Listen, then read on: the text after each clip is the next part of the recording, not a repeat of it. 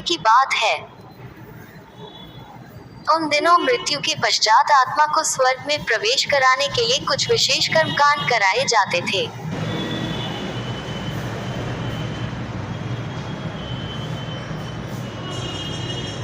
होता ये था कि एक घड़े में कुछ छोटे छोटे पत्थर डाल दिए जाते और पूजा हवन इत्यादि करने के बाद उस पर किसी धातु से चोट की जाती। अगर घड़ा फूट जाता और पत्थर निकल जाते तो उसे इस बात का संकेत समझा जाता कि आत्मा अपने पाप से मुक्त हो गई है और उसे स्वर्ग में स्थान मिल गया है।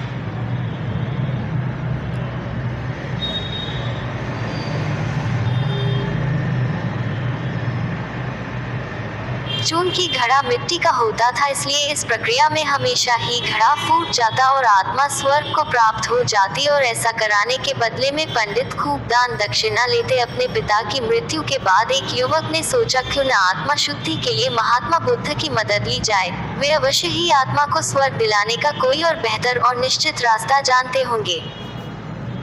इसी सोच के साथ वो महात्मा बुद्ध के समक्ष पहुंचा। हे महात्मन, मेरे पिताजी नहीं रहे, कृपया आप कोई ऐसा उपाय बताएं कि यह सुनिश्चित हो सके कि उनकी आत्मा को स्वर्ग में ही स्थान मिले। युवक बोला। बुद्ध बोले, ठीक है, जैसा मैं कहता हूँ वैसा करना। तुम उन पंडितों से 2 घड़े लेकर आना, एक में पत्थर और दूसरे में घी भर देना। दोनों घड़ों को नदी पर लेकर जाना और उन्हें इतना डुबोना कि बस उनका ऊपरी भाग ही दिखे। उसके बाद पंडितों ने जो मंत्र तुम्हें सिखाए हैं उन्हें जोर जोर से बोलना और अंत में धातु से बनी हथौड़ी से उन पर नीचे से चोट करना। और ये सब करने के बाद मुझे बताना कि क्या देखा। युवक बहुत खुश था। उसे लगा कि बुद्ध द्वारा बताई गई इस प्रक्रिया से निश्चित ही उसके पिता के सब पाप काट जाएंगे और उनकी आत्मा को स्वर्ग की प्राप्ति होगी। अगले दिन युवक ने ठीक वैसा ही किया और सब करने के बाद वह बुद्ध के समक्ष उपस्थित हुआ। आओ पुत्र, बताओ तुमने क्या देखा, बुद्ध ने पूछा। युवक बोला, मैंने आपके कहे अनुसार पत्थर और घी से भरे घड़ों को पानी में डालकर चोट की। जैसे ही मैंने पत्थर वाले घड़े पर प्रहार किया, घड़ा टूट गया और पत्थर पानी में डूब गए। उसके बाद मैंने घी वाले घड़े पर वार किया, वह घड़ा भी तत्काल फूट गया और घी नदी के बहाव की दिशा में बहने लगा। उद्धरण चिन्ह।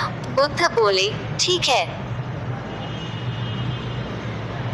अब जाओ और उन पंडितों से कहो कि कोई ऐसी पूजा, यज्ञ इत्यादि करे कि वे पत्थर पानी के ऊपर तैरने लगे और घी नदी की सतह पर जाकर बैठ जाए। उद्धरण चिन्ह।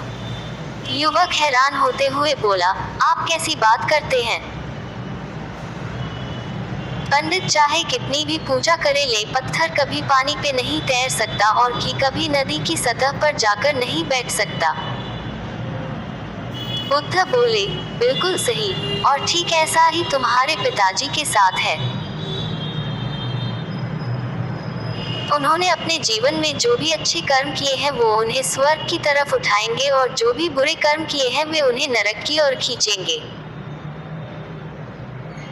और तुम चाहे जितनी भी पूजा करा लो, कर्मकांड करा लो, तुम उनके कर्मफल को रत्ती भर भी नहीं बदल सकते। उद्धरण चिन्ह। युवक बुद्ध की बात समझ चुका था कि मृत्यु के पश्चात स्वर्ग जाने का सिर्फ एक ही मार्ग है और वो है जीवित रहते हुए अच्छे कर्म करना।